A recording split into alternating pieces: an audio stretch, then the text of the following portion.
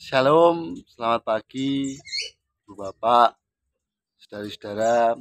Berjumpa lagi dengan saya. Mari bersama kita memulai doa Rabu pagi dengan pujian hujan berkat kan tercurah.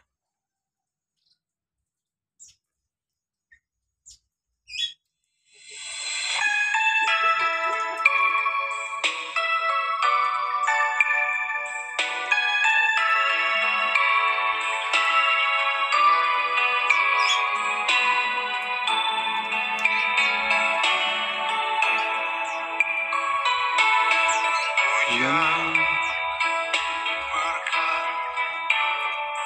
kan tercurah.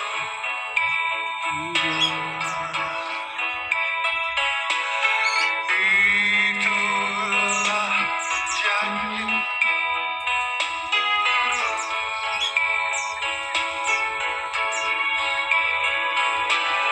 hidup segar dari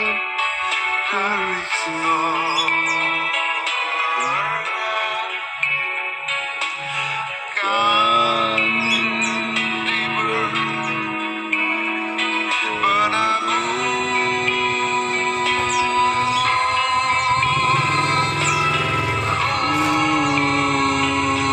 Hujan berkat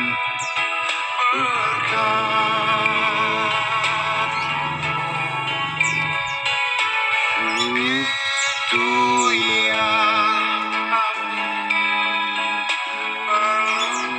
sudah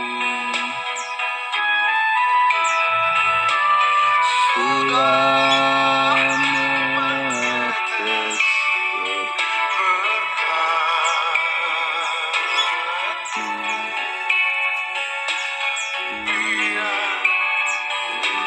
tercurah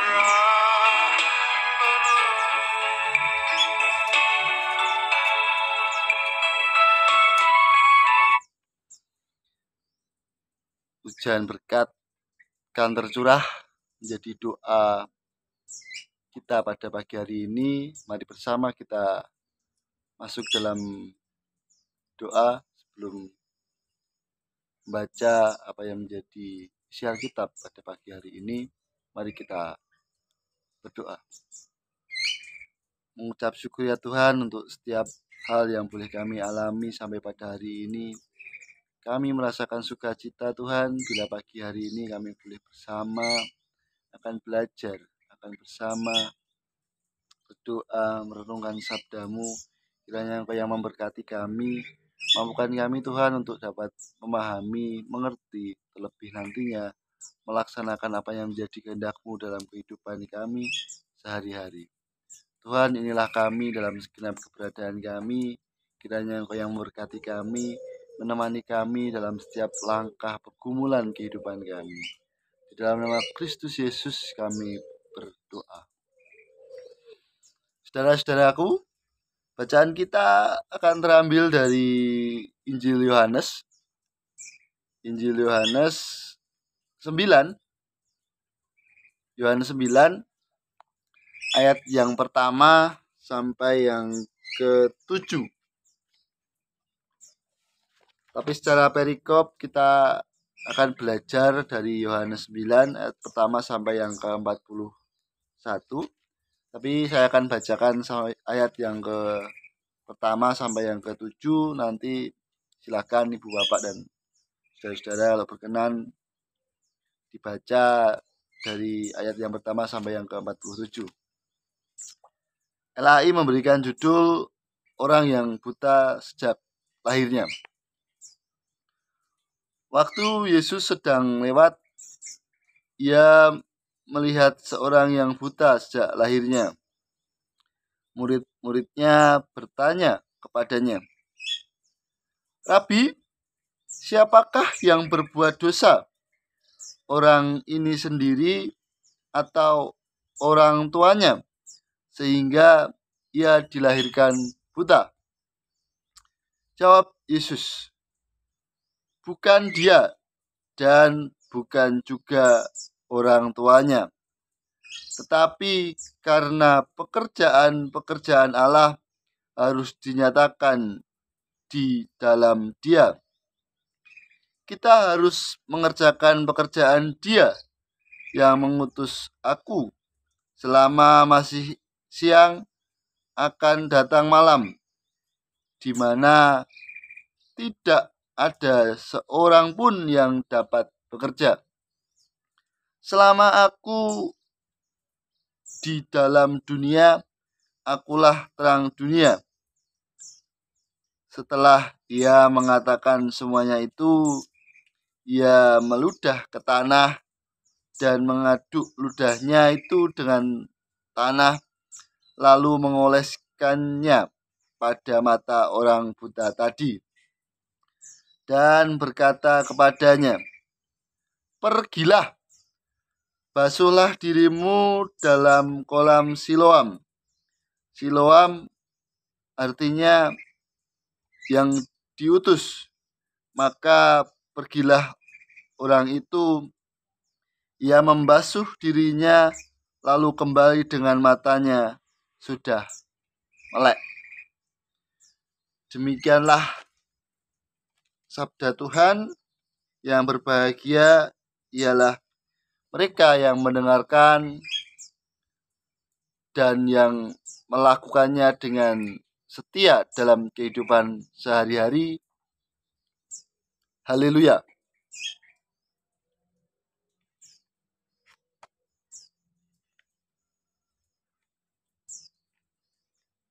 Ada sebuah cerita di desa saya, di mana ketika ada keluarga yang memiliki seorang anak yang dikatakan penyandang disabilitas, atau dia tidak sama menurut standar umumnya, akan mendapatkan perlakuan khusus yang mungkin tidak memanusiakan manusia. Atau ini kembali lagi kepada bagaimana masyarakat menganggap mereka manusia atau bukan. Nah, ketika ada seorang keluarga yang memiliki anak penyandang disabilitas, biasanya akan mengurung anak itu dalam rumah. Bahkan sampai anak itu meninggal, tidak mempunyai KTP. Dan Pak Pendeta pun ketika melayani kebaktian penghiburannya terkejut. Oh, ternyata anak ini merupakan putra dari keluarga ini. Bahkan dianggap tidak manusia seutuhnya. Banyak orang yang tidak tahu, hanya mungkin tetangga sekitar yang tahu, karena sering berteriak-teriak atau berperilaku yang tidak sewajarnya. Seolah-olah penyandang disabilitas yang mungkin meresahkan kejiwaan atau mungkin tidak utuh dianggap sebagai aib keluarga, sehingga disembunyikan, jangan sampai orang tahu, jangan mempunyai KTP, jangan sampai berangkat ke gereja, jangan sampai ke tempat-tempat umum di mana itu menjadi perkumpulan. Ada anggapan seperti itu. Nah, Ibu Bapak dan saudara-saudara, kita akan bersama belajar mengenai teologi disabilitas dalam Yohanes 9 ayat 1 sampai yang ke-41. Saya tertarik dengan tulisan seorang bernama Tabita Kartika Kristiani. Beliau mengatakan bahwa teologi disabilitas dapat dilihat dari berbagai segi. Dari Alkitab, dogma ajaran gereja, sejarah gereja, khotbah, arsitektur gereja, pastoral, pendidikan Kristiani, dan beberapa hal lain. Dalam bacaan kita tadi, kita juga diperhadapkan dengan bagaimana Yesus memperlakukan penyandang disabilitas dan bagaimana masyarakat pada masa itu, masa teks ini, memperlakukan penyandang disabilitas. Siapa yang berdosa? Nah, ini menjadi penekanan penting. Apalagi kaitannya dengan bagaimana sih kita memaknai disabilitas. Jane disabilitas kuwi opo, mergo sopo, ngopo. Ada satu pendekatan menurut Olkin yang mengaitkan bahwa disabilitas itu ada yang mendekatinya dengan model moral, yang memahami disabilitas sebagai akibat kesalahan moral, kegagalan iman, kejahatan, atau ujian iman. Makanya kalau ada yang penyandang disabilitas itu, wah, berarti imanmu kuat. Kamu diberi ujian yang luar biasa sama Tuhan. Kamu diberi kekuatan untuk mengalami kondisi yang seperti itu. Seolah-olah itu menjadi ujian iman. Dan masih ada yang memiliki anggapan seperti itu di masa sekarang ini. Misalnya ketika ada anaknya yang menderita karena kondisi yang tidak dimengerti, menjadi penyandang disabilitas, lalu orang tuanya yang ditanya, dulu orang tuanya punya dosa seperti apa? Nah, inilah bagaimana orang mendekati apa itu disabilitas. Kenyataannya, respon Yesus menjadi menarik. Inilah yang dipakai oleh Allah untuk menyatakan pekerjaannya, yaitu melalui Yesus Kristus. Lalu ketika ada penyandang disabilitas, apa yang dilakukan Yesus? Apakah sama seperti orang-orang pada umumnya pada masa itu? Ternyata tidak. Yesus melakukan pemulihan penglihatan. Nah, ini ketika dibaca dalam teologi disabilitas, menurut Olkin menggunakan model medis, di mana disabilitas itu dilihat dari kegagalan sistem tubuh yang dikategorikan sebagai abnormal atau patologis. Apa yang dilakukan Yesus tadi menjadi bagaimana mendekati disabilitas ini secara medis, memulihkan kesehatan, memulihkan penglihatan, menormalkan cara melihat orang buta yang sejak lahir. Caranya dengan Yesus meludah ke tanah, diosek-osek, terus diletakkan di mata, terus orang itu disuruh pergi ke Siloam dan akhirnya bisa melihat. Model mendekati disabilitas secara medis ini sudah mulai berkembang saat ini, apalagi dengan perkembangan dunia modern. Kedokteran semakin maju, pengobatan, operasi, terapi, penggunaan alat bantu, semua dipakai untuk menormalkan orang yang mengalami disabilitas. Namun, apakah persoalan disabilitas hanya berkaitan dengan kediriannya saja, kondisinya diri saja? Ternyata tidak. Disabilitas juga berkaitan dengan pemulihan sosial. Pemulihan sosial ini menjadi respon orang-orang di sekitar. Ada 3 kelompok dalam bacaan ketika kita membaca secara lengkap. Yang pertama ada kelompok tetangga, orang-orang Farisi dan orang tuanya sendiri. Padahal penyandang disabilitas ini sudah melek, akan tetapi responnya tetap mengalami penolakan, seolah-olah belum utuh sebagai manusia. Menarik apa yang menjadi fenomena di mana pemulihan sosial ternyata bisa saja gagal meskipun penyandang disabilitas tadi sudah kembali dalam kondisi yang normal menurut kebanyakan. Pengalaman seperti itu mungkin juga terjadi dalam kehidupan saat ini. Bagaimana masyarakat, gereja, bahkan orang tua seringkali menolak penyandang disabilitas dengan kenyataan bahwa mesake, nanti hanya menjadi beban.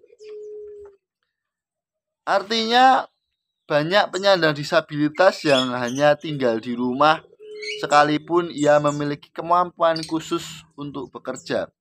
Nah, ini yang menarik dan perlu untuk diperhatikan. Ketika kita melihat bagaimana gereja kita, kehidupan bergereja, sudahkah gereja memiliki data berapa jemaat yang menyandang disabilitas?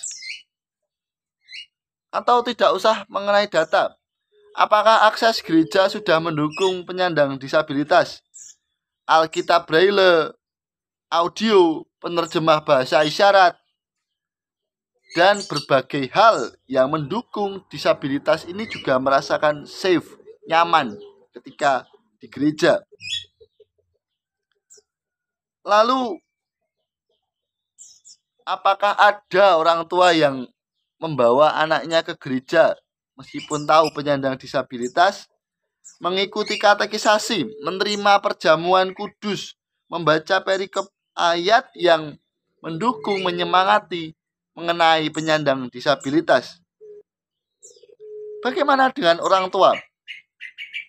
Apakah orang tua juga mendukung dinamika kehidupan penyandang disabilitas? Ketika kita ingat dalam cerita tadi, seringkali apa yang menjadi pengalaman saya mengenai disabilitas di desa saya juga menjadi pengalaman kita. Model-model disabilitas sering identik dengan ketidakadilan, peremehan, penyingkiran secara moral dan sosial. Bahkan itu menjadikan kelemahan yang seolah tidak terakomodasi.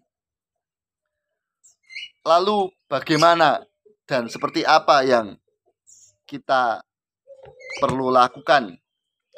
Perikop kita tadi mengajarkan kita untuk bagaimana melihat apa yang menjadi keutuhan diri dari penyandang disabilitas.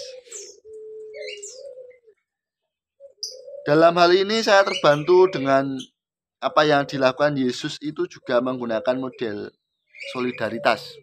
Apa itu model solidaritas? Model solidaritas adalah menghilangkan perbedaan antara kami dan mereka, antara normal dan tidak normal. Bentuk konkret dari solidaritas adalah keramah tamahan dan persahabatan. Ini disebutkan oleh Tabita, tidak mensyaratkan otonomi dan kemandirian seperti model sosial. Maka model solidaritas ini membantu untuk penyandang disabilitas merasakan keramah tamahan dan persahabatan yang sejati. Pemulihan sosial juga menjadi panggilan tersendiri. Semoga gereja juga bersedia melakukan apa yang telah diteladankan Yesus, yakni menjadi sahabat bagi penyandang disabilitas. Dengan demikian, pelayanan gereja menjadi pelayanan yang tidak mengenal batasan waktu. Jabatan gerejawi digunakan sebagai upaya melayani Tuhan selagi tetap memberikan kesempatan. Amin. Saat teduh bagi kita.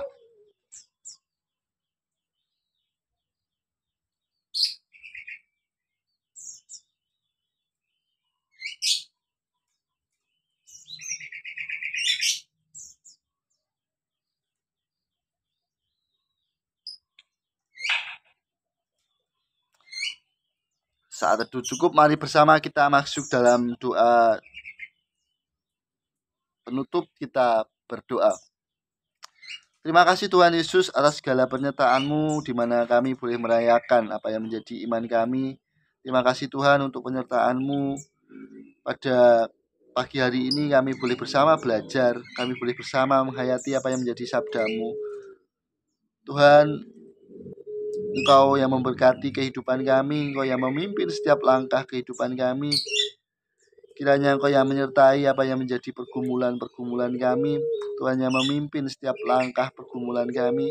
Tuhan mengerti apa yang menjadi kehendak kami dalam kehidupan kami sehari-hari. Tapi jangan kehendak kami yang terjadi Tuhan, biarlah kehendak-Mu yang terjadi atas kehidupan kami.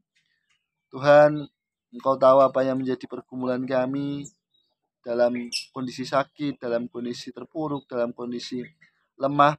Engkau yang mengenali setiap kami Tuhan. Kami yakin Tuhan bahwa Engkau akan memakai kehidupan kami menjadi kehidupan yang berdampak bagi orang-orang di sekitar kami. Terlebih kami dimampukan untuk dapat saling melayani seturut dengan kehendak-Mu. Inilah Tuhan doa dan syukur kami.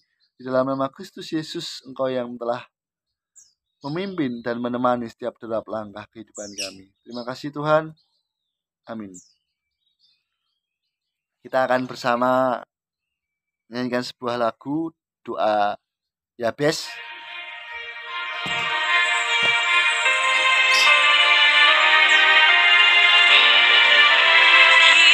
Kiranya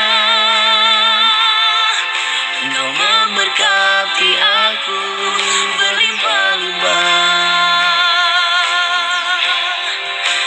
dan memperluas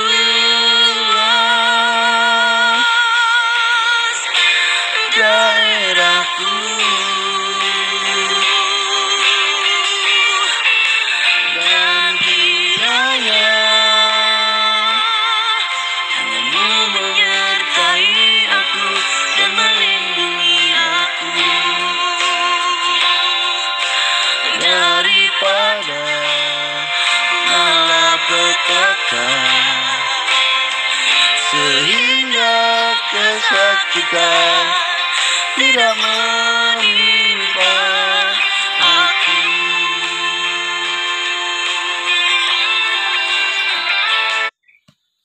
Selamat pagi Ibu Bapak dan saudara-saudara. Selamat melanjutkan kehidupan.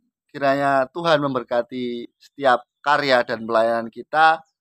Semangat, sampai jumpa, sampai bertemu kembali.